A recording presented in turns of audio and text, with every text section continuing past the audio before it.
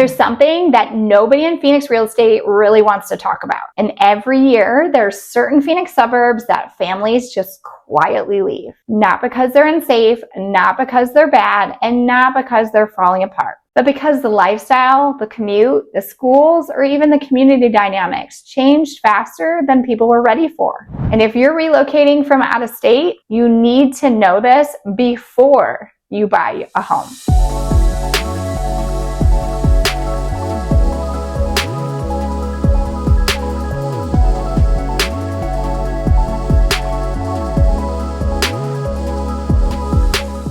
I'm Megan Williams with Blue Collar Homes, and I hope families relocate to the Phoenix area every single week. And because we work with hundreds of families moving in and also moving out, we see these patterns most people just never talk about online. Today, I'm walking you through the Phoenix suburbs that more and more families are quietly leaving. This video is not sponsored, there's no agenda, just the truth that relocating families wish they would know earlier. Let's start with the bigger one, Tempe. Listen, Tempe is amazing if you're a student, a young professional, or someone who wants that nightlife on Mill Avenue. But families, we're seeing a massive trend of families leaving the Tempe area. Why? Reason number one, the consistent construction. Every time you blink, a new building goes up, a new road is closed, traffic is diverted. It feels like a never-ending project. Reason number two, school shift. Tempe Union has some of the strongest programs, but many families tell us they want more top-tier consistency, which is why Chandler and Gilbert pull them away.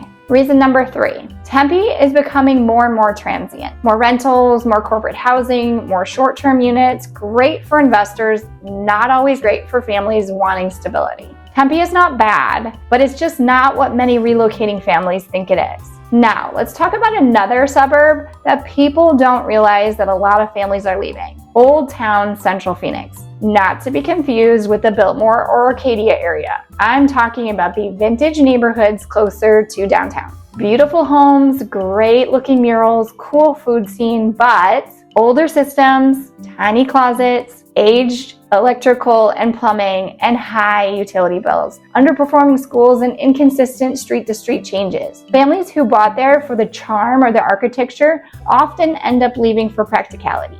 Next suburb, and this one might surprise you, Laveen. Now hear me out. Laveen has some really nice homes. Big floor plans, affordable prices, great new shopping areas. But here's the issue, the commute. If you work anywhere that isn't in the very southern part of Phoenix, you're gonna be driving, and a lot. And families are telling us that that time cost just isn't worth it anymore. The next one. This one might make some people really mad. Far West Surprise and Far West Buckeye. Again, great homes, affordable, new construction, everywhere, tons of space, master plan communities. But families move there, they fall in love with the house, and then 6 months later, they realize that their drive to Chandler, Tempe, or Scottsdale is literally soul crushing.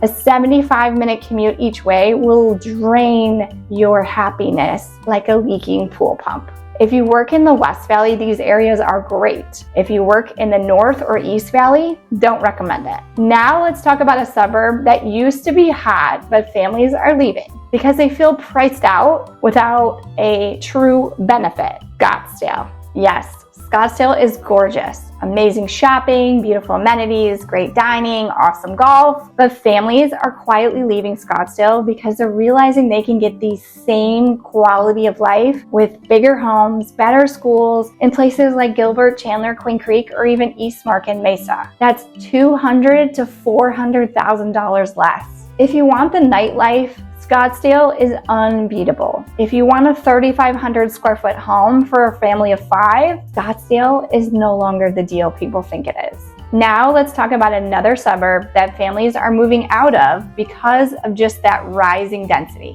Parts of North Phoenix. The Norterra area is great, but some older pockets near the I-17 have seen some rapid growth without the infrastructure improvements to match it. Traffic, noise, busy intersections, apartment clusters, construction. Families who used to love it are quietly heading east to Gilbert, Chandler, Queen Creek, those types of areas where neighborhoods feel newer and more community driven. The next one, this one's gonna be a little controversial. Older Glendale. Not all Glendale, just certain pockets. Families move in because prices look amazing and then realize schools aren't what they expected. Commute patterns are rough and the area just doesn't align with the lifestyle that they imagined on the listing photos. The trend is real. People are leaving for the East Valley even if the house is bigger in Glendale. Now, this next one is going to surprise you if you only follow TikTok real estate. Some people are leaving parts of Chandler too. Chandler is still one of the best suburbs in Arizona, but older communities with aging systems and rising home prices sometimes lose families to places like Queen Creek and East Mesa, where they get a larger home for even less money. Chandler families aren't leaving Arizona, they're just shifting for value. Now let's talk about a pattern we see every single week. Families moving out of older Mesa and into places like Eastmark, Cadence, and Morrison Ranch. Older Mesa has charm, but the homes are aging and the schools vary widely. And the families want newer master plan communities with tons of parks, pools, events, and kid-family amenities. Mesa isn't being abandoned, it's just being resorted. Families want newer, they want a safer feeling layout, and families want activities and events.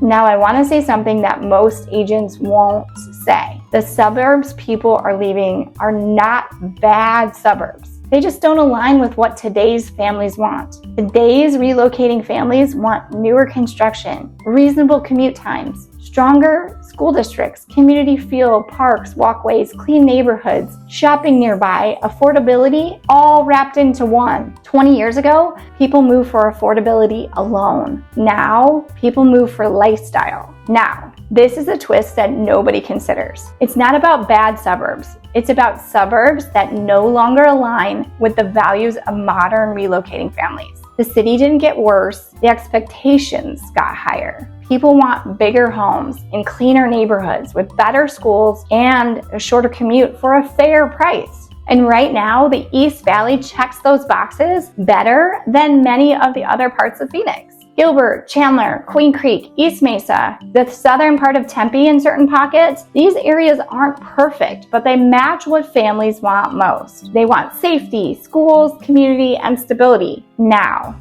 for the bottom line, don't choose a suburb based on Instagram videos. Don't choose a suburb based on national rankings. Don't choose a suburb based on your cousin's opinion from 5 years ago. Choose based on your job location, your kids' ages, your school preferences, your home maintenance tolerance, obviously your budget, and your lifestyle priorities. Because the wrong suburb is different for everybody. But the suburbs people are leaving share those same patterns. Too long of a commute, older infrastructure, aging homes, higher density, less of a community feel, and mismatch with those family needs. If you're relocating, I don't want you to make that same mistake. If you want guidance on what Phoenix suburbs match your family, your commute, and your lifestyle, reach out. My information's below. My husband Jason and I help families relocate every week, and we know exactly how each suburb feels on a daily basis.